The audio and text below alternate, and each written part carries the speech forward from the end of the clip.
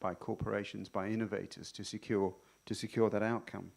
And if current trends continue, the majority of AI's economic value risks being centered in the hands of countries and corporations in the Western economies in China. And some estimates suggest that 70% of the value could be created and reside in those locations. And I think it's for us in this context to think a bit about why we don't need to accept that outcome. It's by far means not an inevitability. And to democratize the impact of AI, it requires intentional design, it takes international collaboration, and it takes societies coming together to ensure that doesn't happen. It also takes innovation and research, workforce development, private sector partnerships, and also trust, safety, and security. And they're the things we're going to talk about on the panel today. And my colleagues are extremely well placed to share their thoughts and insights on those topics. So let me introduce the panel. We have Amit Chanda, Managing Director and CEO of L&T Technology Services. Good to see you, Amit. Happy to be here. Great to have you with us. Amanda Craig-Deckard, Senior Director, Office of Responsible AI at Microsoft. Great to have you with us. Sachin Kakar from India Site Development, Privacy, Safety and Security at Google. Good to have you with us, Sachin. Thank you for being with us. Lee Tiedrich, Inaugural AI Multidisciplinary Initiative Fellow, University of Maryland, Senior Advisor on the International AI Safety Report. Lee, good to have you with us. And last, but by no means least, Julian Waits, Chief Experience Officer with Rapid7. Good to have you with us. Good to have you with us. Okay. So, without further ado, let's take a look at international and scientific research collaboration. And Lee, let me come to you. Let me pose a question. The second International AI Safety Report was released just ahead of this conference, something that you're very much an author of. Let's start by hearing from you, and then maybe Sachin, I'll bring you in. What opportunities do you see, Lee, in open international standards to address the technical challenges that we face, while also building trust in AI-based systems and services? Which of these, how would you characterize those challenges, and which are most critical in a developing country context? Yeah, thanks for the question, Brad, and there's a lot here. So the International AI Safety Report that I worked on with a panel of about 100 experts was just released. And one of the key takeaways from the report is that, well, we have made a lot of progress over the past year in evaluations and developing evidence. There's still a long way to go. There's a gap. And I think, international standards organizations and similar efforts is a good way to work together to try to fill some of the gap.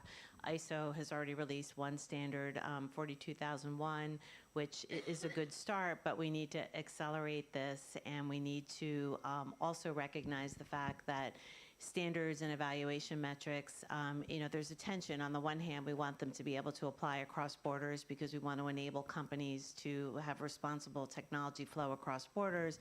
But on the other hand, it's really important because we all differ in terms of language and culture, that we need to be able to customize them for different cultures, norms, languages.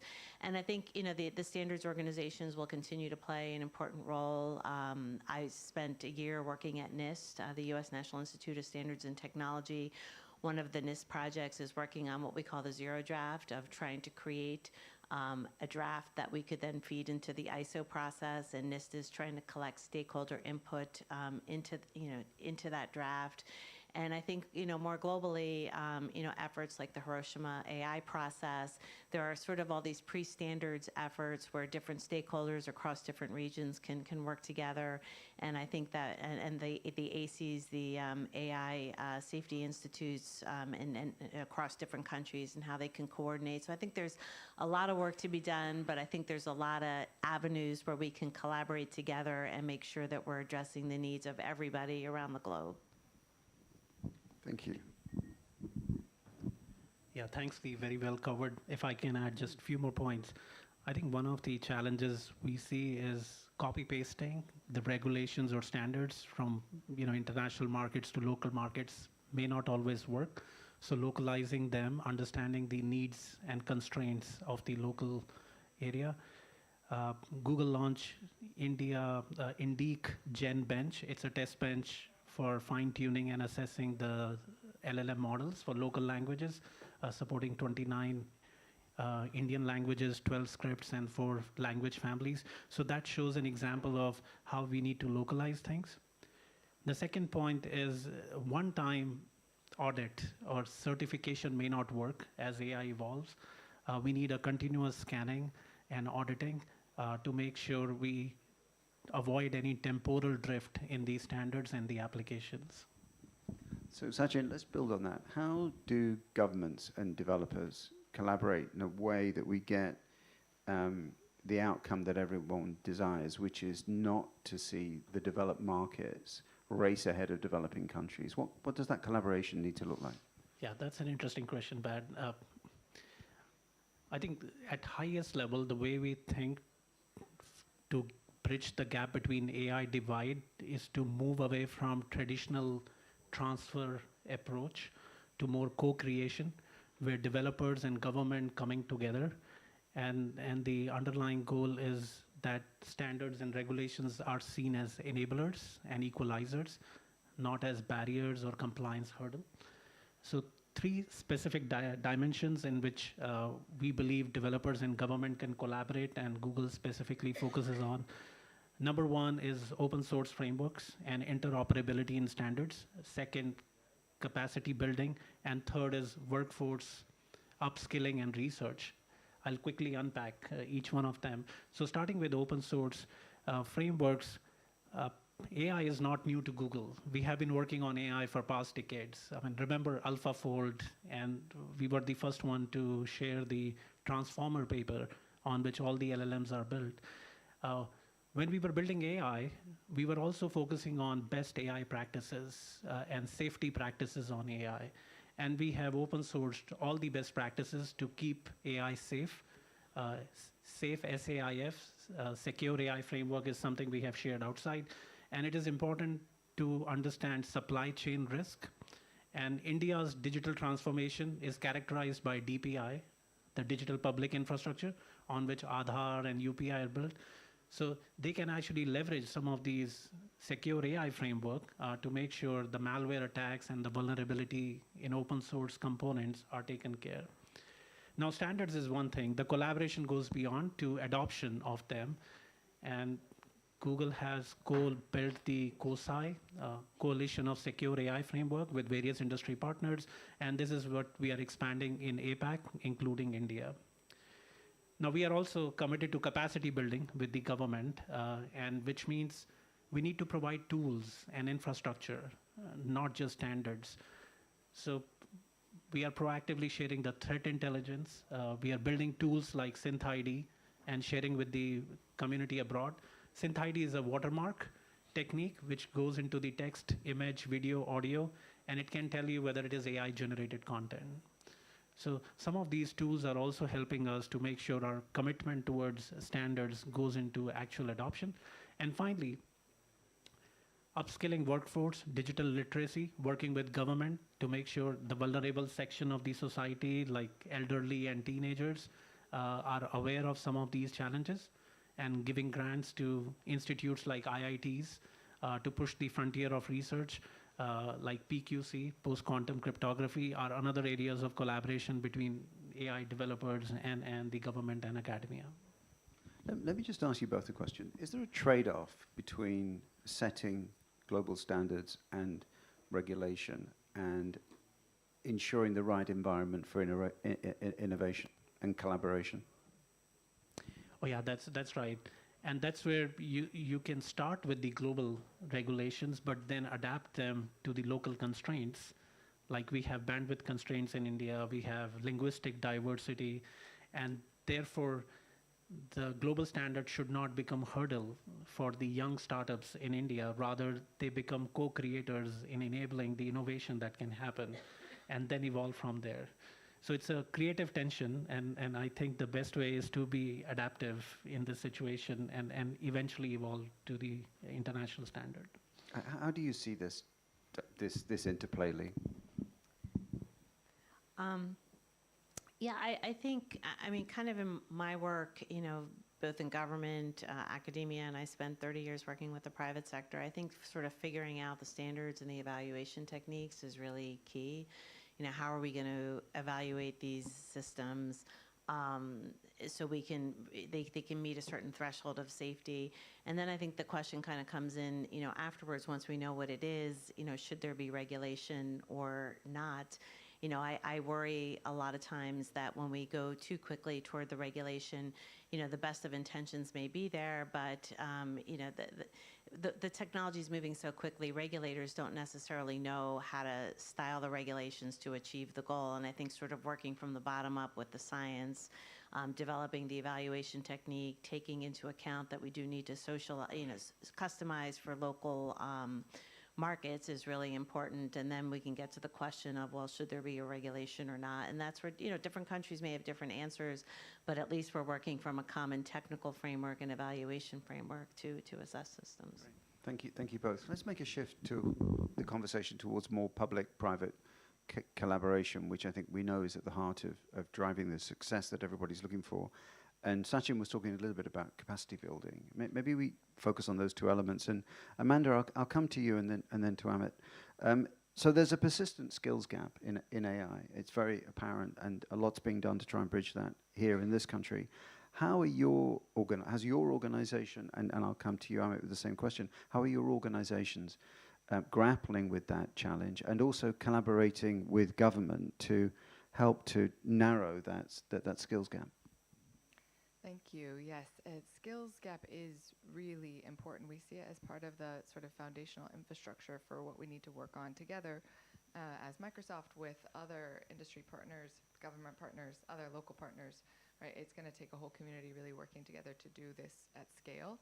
And just to take a step back for a moment briefly before I talk more specifically about skills, you know, we kind of see this as part of a holistic effort where you kind of need to support all of the enabling infrastructure for AI deployment, kind of from the infrastructure layer all the way through sort of realizing value in local use cases.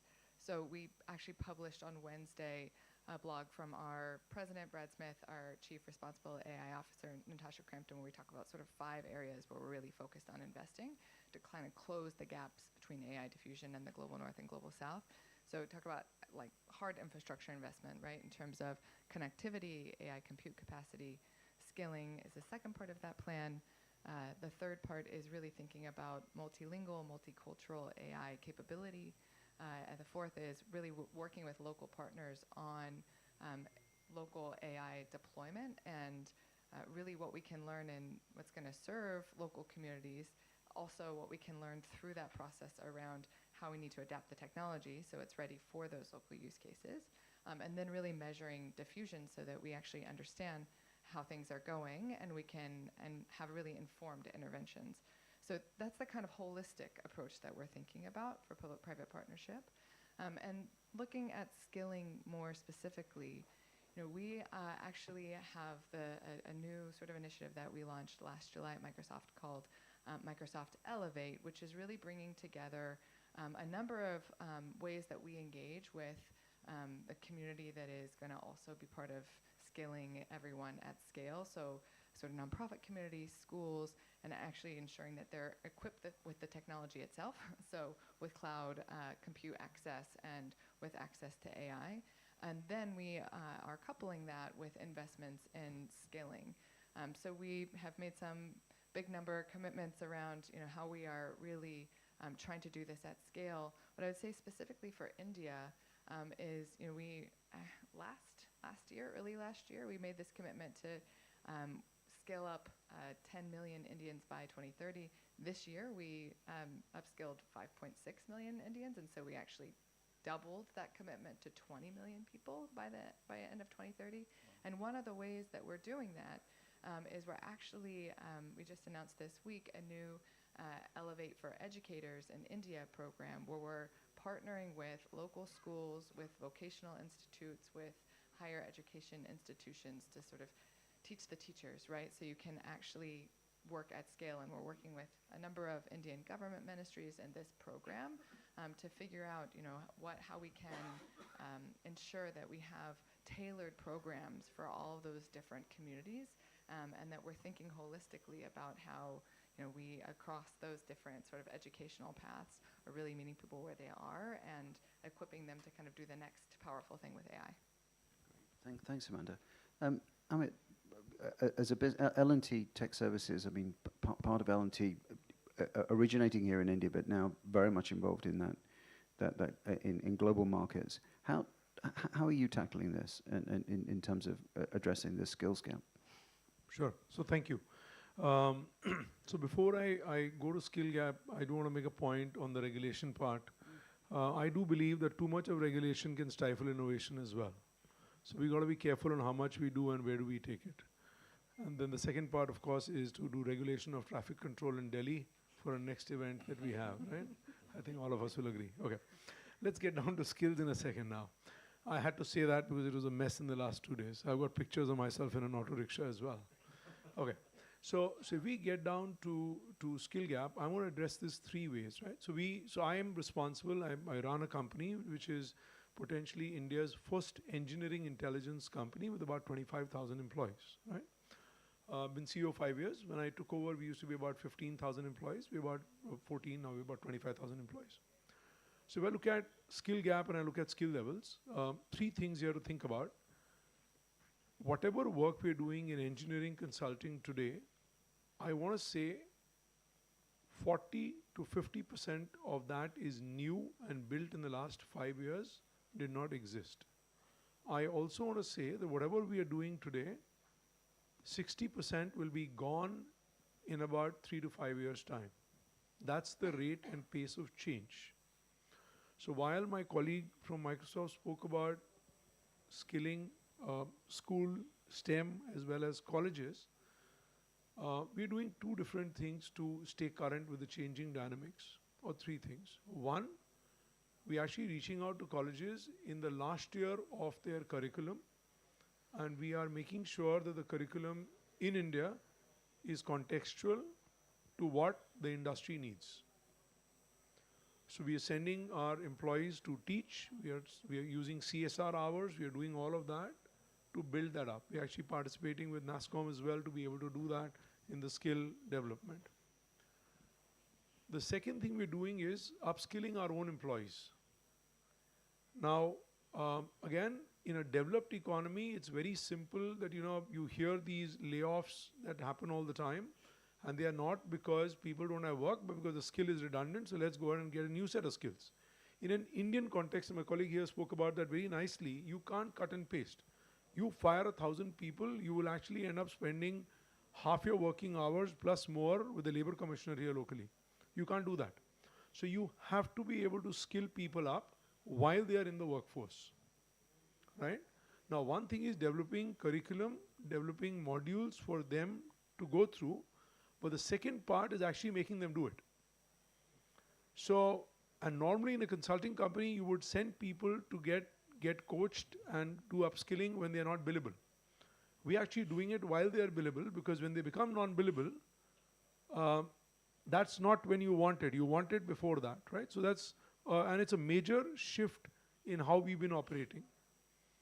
The third thing that we are tracking as an engineering and a technology company is how much of personal time is the employee spending on technology development efforts beyond billing hours to the client. So you come in and spend 40 hours, right? And that's what you normally work.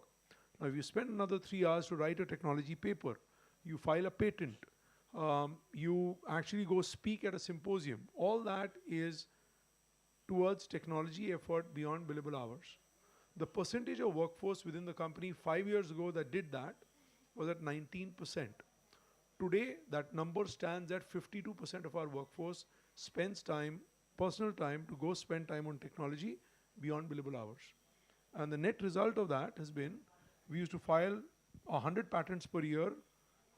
We've gone from there, we used to file 50 patents per year. We've gone to filing 200 patents per year. So the point is that, so again, summarizing, one, reach out to the local ecosystem and do it, and spend the last year with them. That's the hook in. Second, upskill the workforce within.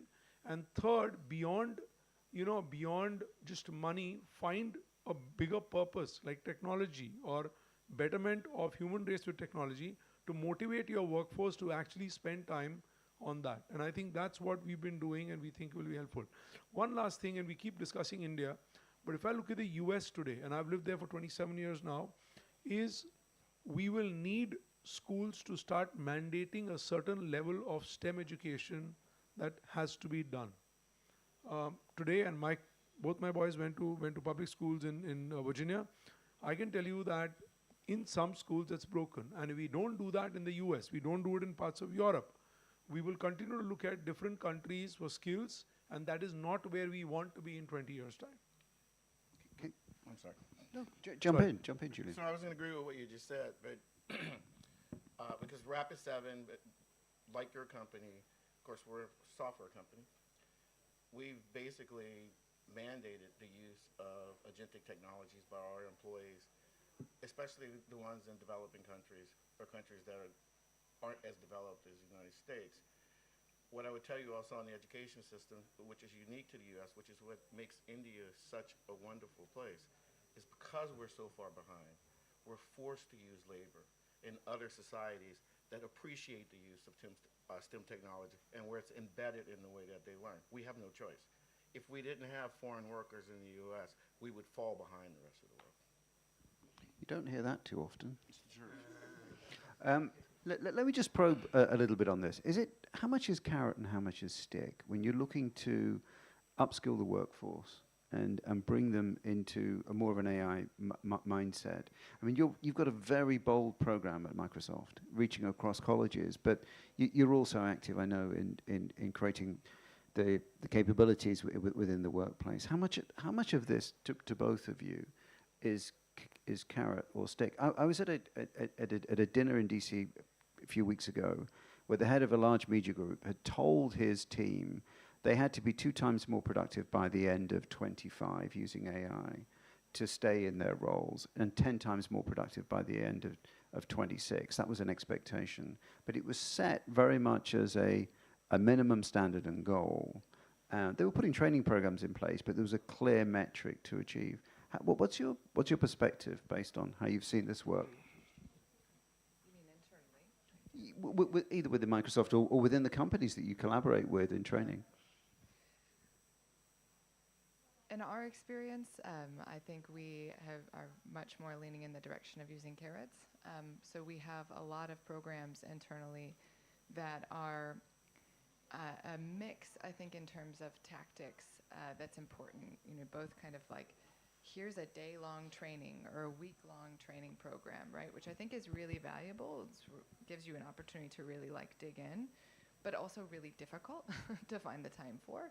And so, we actually have weekly tips for, how colleagues that are in similar roles are using Copilot, for example, internally to have more efficiency in their work. And I feel like that's the kind of thing where, is that skilling, is that training? I don't know, but it certainly is helpful because that's the kind of thing that in my day-to-day job, I can look to and integrate much more easily. And the other thing that we've started doing is hackathon-type exercises internally that are not just oriented towards engineering communities, but actually are our corporate external legal affairs group, which is not just lawyers, but is a lot of lawyers. For example, having a hackathon that's really meeting that community where we are and building a Copilot to serve our kind of day-to-day work. And so a lot of different kind of carrot approaches is what we're doing internally and where we see. I personally can say, I feel, especially the latter two, it's just hard to find time to do a deep training program. But if you integrate sort of into your day-to-day work, make it easy with these kind of carrots, you can really start seeing the impact, and that motivates you to use the technology more. So, stick is out of the window. You can't do that anymore, right? But we use carrots and budgets. Okay. When I say carrots, it's basically appealing to the individual now and their glorification. So if it's a patent or patent, you're filing it. The company doesn't own it, you own it, right? If there's a paper, you're writing it. If you're speaking at a symposium, you're doing it, right? And that allows them to think. And then we've actually spent a lot of time through HR to try and explain that with the pace of change of technology, if you don't upskill, you don't change, you actually are facing extinction in about 5-10 years time. Gone are the days where you can be there on the same technology for 30 years, will not work, right? So we home in the message, provide that, and then provide the push. We glorify people that file patents, we glorify them within the company. So that's one. Second, when I come to budgets, we actually leverage budgets with our segment heads. So they're given budgets, they're given training budgets. We also provide them headcount budgets and say, can't exceed. So we've been able to actually improve productivity with AI. So we used to run on a utilization or productivity basis, the metrics all service companies track, at about 73% 5 years ago. We are already at 83%. And I think I can push this up another 2% in terms of productivity levels in the company, again leveraging AI, and that's the budget approach that we use, but with the seniors. So it's a mix of both, if I may, to be able to manage this and motivate this. But it's an ongoing exercise. It's fascinating. Maybe we'll come back to it as we draw to a close. Let me shift gears a little bit and talk a bit more about security and trust, and come to you, Julian, if I can. So I think we've recognized, and we've heard it, in different conversations this week, that there's a trust deficit around the use of AI. Certainly in a public context, there is some fear, suspicion, and anxiety in a global context. I'm not talking just about India. YouGov carried out a survey in the US last month, and in the context of fintech, they found that less than 20% of Americans trust AI in financial services. And they're also sort of struggling, I think, with some of the cybersecurity questions and issues which you're very well placed to address. So if public trust in AI remains fragile, and AI-specific cyber risks are growing, which they clearly are, what are the immediate steps that industry should prioritize to counter those threats? Things like prompt injection attacks. How can these solutions be scaled, particularly for developing countries? Sure. So again, when you look at technologies like AI, let's separate old school AI, just machine learning, from today what we have in agentic AI. AI has been involved in the security game for 20 years. The issue is with agentic AI, the speed at which an attacker can work is 1,000 times faster than it's ever been, and it's increasing exponentially every year as the technology becomes smarter. The problem with everything that we just talked about today is a part of the human equation, governance, is far behind the usage of the technology in the environment today. So every country, India being at the top of the list, just this conference speaks to it, every company that's in a commercial space, we're all using AI because it gives us greater productivity. It allows us to rapidly upskill our employees. Years ago when I would talk to someone early in their career in technology, it would be, you need to learn how to be a great programmer. Now they don't need to program anymore. Now they need to learn how to be great prompters, understand industries, understand outcomes. But the problem is security always follows the use of the technology. It doesn't precede it. And so the issue that we have in our environment today, and what we've learned at Rapid7, is the basics all still have to be in place. You need to have proactive controls in your environment, and then you have to have reactive, or what we would call compensating controls in your environment. The proactive controls are, it's the old school. It's the 1+1. I need to make sure that I'm protecting against the vulnerabilities in my environment. I need to understand the entrance and exits to my attack surface, my mobile device, my cloud infrastructure, the home networks of my employees, and other supply chain vendors who may also connect to my work, which actually represent a greater risk to my environment because I don't know if they're doing the same things. And then most importantly, helping the people, specifically in our case, our employees understand, and it's important to me to tell them that as I'm now entering the end of my career, I tell my employees all the time, you know, your average tenure in a technology company in the United States is 3 to 5 years. The first thing I tell them is, you're not going to retire from Rapid7. So other than the incentives that we're giving you to learn these technologies, which of course is to the company's benefit, it's to your benefit because these skills that you're learning and that you're going to be using will translate to the next thing that you do, and it makes you that much better. If we do enough of that, not only are we helping the employees, but we're helping the societies and the ecosystem that they live in, including in India. Sure, Amanda, yeah. I want to add one additional area that we're really focused on to address the kind of AI cyber threats, particularly relevant in India and other areas in the global south. I mentioned that one of the areas that we're focused on is multilingual and multicultural AI capabilities. And one of the most important, the foundational reason for doing that, of course, is that you have then AI that works well in different languages and cultural contexts, is reliable, performs well. Another reason is also that AI that is not robust in its multilingual and multicultural capabilities does have additional security weaknesses. You mentioned prompt injection attacks, and one way in which you can think about a prompt injection attack is basically if you have an AI system and you have the sort of safety system around that, as someone who is misusing the technology can sort of try to break that safety system or get around it. And one of the ways that attackers do that is by using languages that are not well supported in that model or system, right? So if a model or system is primarily prepared to perform well in high resource languages, but not in low resource languages, Tamil, for example, or some other sort of language that is not really built into how the model performs, if companies aren't attuned to that, then an attacker could use that language and jailbreak the system, basically get around the safety system.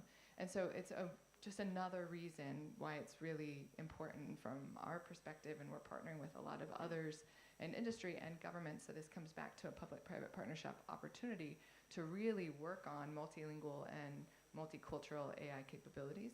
One of the things that we announced this week is actually there's a benchmark from an organization called ML Commons, which is a jailbreak benchmark. It's actually measuring how robust systems are against that kind of prompt injection attack technique. And we worked with a number of others to really build out the current version of that jailbreak benchmark, which is really English specific, to include multiple Indic languages and Asian languages in terms of its capability. It's not going to solve the problem. It's one step of what we see in the right direction. But I just want to draw that sort of really specific area of focus in India and other areas for thinking about the kind of AI and cyber threats. It's wonderful. Thank you. Sachin? Brad, can I add a point? Yeah, sure. So this is about the rise and prominence of AI agents, and we have been constantly investing in self-defending systems, just like a human immune system. As agents grow and the scale and speed at which they can attack infrastructure, the hospitals, the energy grids, we need agents on the other side, and this becomes AI versus AI story, where we are smartly inventing agents, and we believe first time with AI, we can reverse the defender's dilemma. So the dilemma, many of you might already know, attackers have to find just one open wallet in this crowd, but defenders have to protect all the wallets all the time. And first time, AI will give us aggregate advantage to defenders, because majority of defenders' time, 80%, goes in drudgery and skunk work. And AI can actually automate and uplift that work. So the entire stack of defenders can improve and uplift with AI. And we believe that we'll be able to build a self-defending adaptive system which can protect us from various vulnerabilities. Wonderful, thank you. Well, we're drawing towards the close of the session, and it's been a very rich conversation. I just wanted to take a step back and ask you all, most of you have been here all week, and you've heard a whole host of different interventions and some very significant investments and initiatives from government as well. What are your conclusions? What's changed in your perspective, when you look at AI for the future, from your own vantage point, what's this event given you a new perspective on, or crystallized in your minds?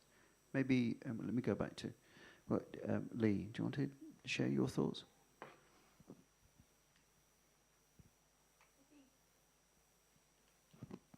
It's reinforced for me, something I've seen through a lot of my international work with OECD, with Global Partnership on AI, just the need for the global cooperation, and not just at the government level, but among all different types of stakeholders, within academia, within industry, within civil society, and working together. And I think, we can sort of pause at this moment and say, if you look at the safety report, we've made a lot of progress over the last few years, but we need to continue to work together and not just focus on the harms and the risk that AI can have, but think about the benefits.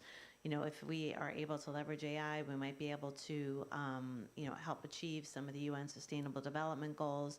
I think one other thing I want to just kind of enter into the mix, the customization of AI for different regions also depends upon data.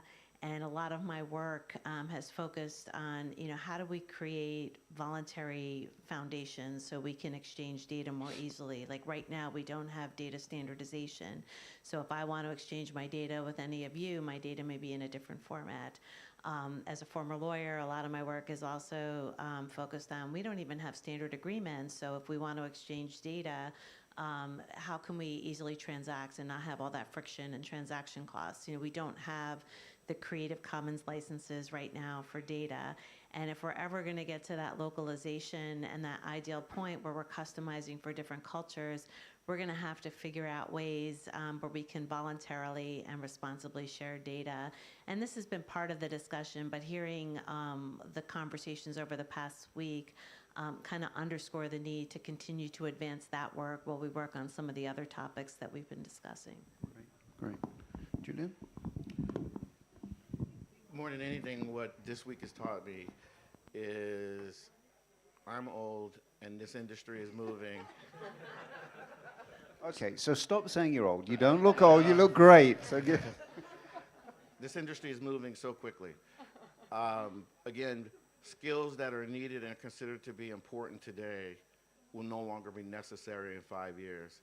And if the workforce and if the users of the technologies aren't evolving with it, we all fall behind. So what is a great advantage and opportunity in using AI, the danger is it also can obsolete at the same time. And we need to be very careful of that and how we use it, and then how we help, hopefully, to promote this throughout the world in a way that makes it equitable for everyone. Great, thank you. Amit, Sachin, any reflections? Yeah, I think one of my big takeaway from this week was some parts of the world are focused on AI as an influence. Some part of the world is focused on governance of the AI. I think India is focused on impact of AI at the grassroots level, thinking about how AI will impact a farmer or a small school or an NGO or a small hospital has been the focus. And it resonates with me because mission of my team is to keep everyone safe at scale.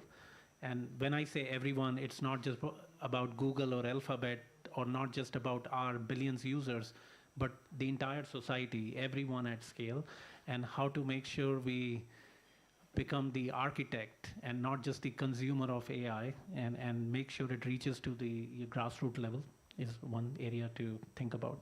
Yeah, I would agree with that. Owen? So, of course, outside of the traffic bit, right?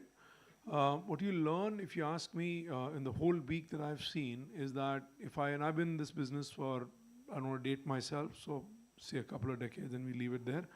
But people used to say India is a back office. That's how it started in 90s. People said India is a back office. Y2K happened and they said the IT industry will be over. Right, because Y2K, that's all there is. Today, the IT industry, engineering industry together is $600 billion. We move forward, people said, are you going to take data and is data going to get leaked? And then COVID came And India proved yet again there was not a single data leakage that happened from India Inc. anywhere. Right? There are some Draculian rules. We don't allow our employees to use USBs, blah, blah, blue, blue. Net result, zero data leakage, absolute privacy, and the government comes down very heavily if they get something like this. So they've been able to create a safe environment. Move forward. People used to say, is India a market? This last week, and forget technology companies, if you just walk the floors, you see people like Schneider, you see people like Vertiv, you see others.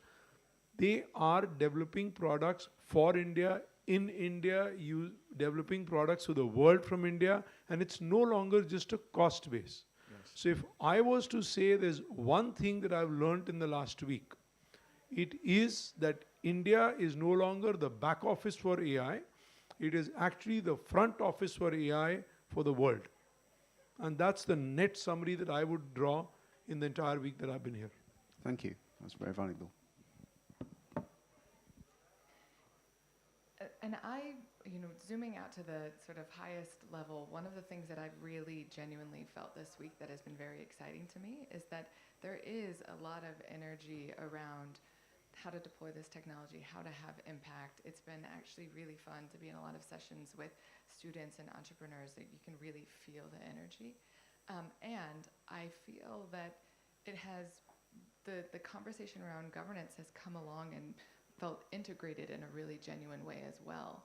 If we look at the kind of summit series that kicked off a few years ago at Bletchley, I think it's fair to say early on the emphasis of the conversation felt very safety and security heavy.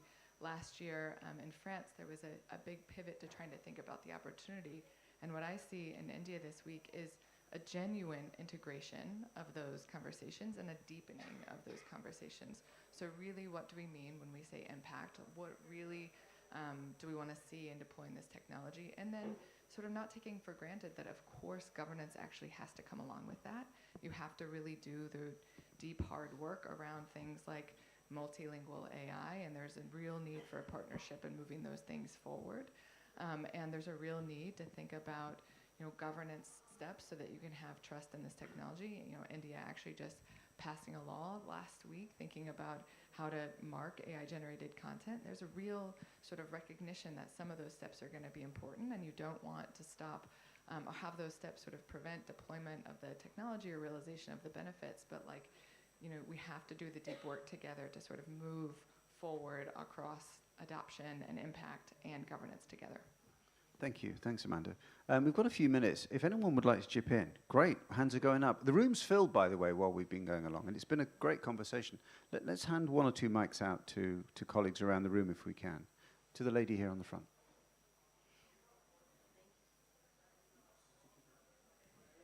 Hello? Hello? Okay.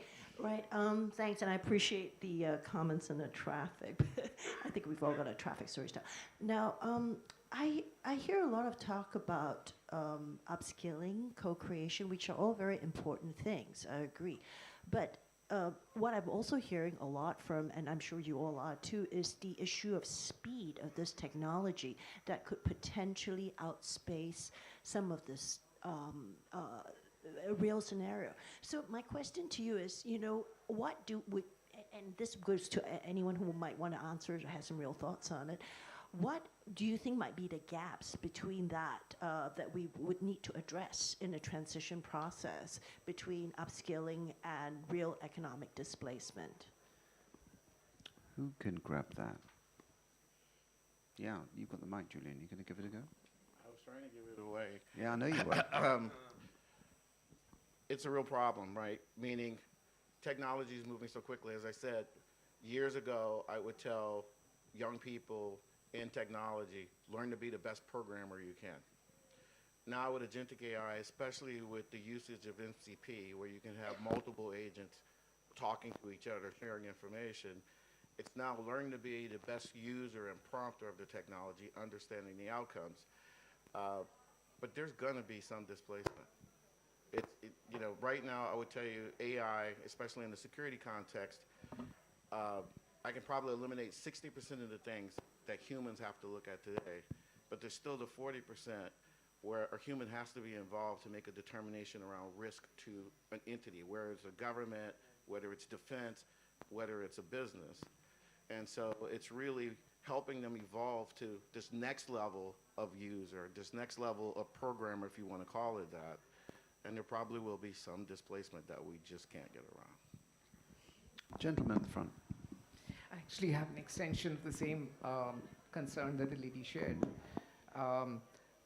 The speed is one aspect, but also I think there's a whole information arbitrage between the people who are creating and pioneering in the AI space versus the others to whom the information is reaching, and the impact of that on the power polarization and even the democracies, that possibly I sense. And a lot of the conversation that I hear today is assuming that AI is moving linearly, but I see it moving exponentially.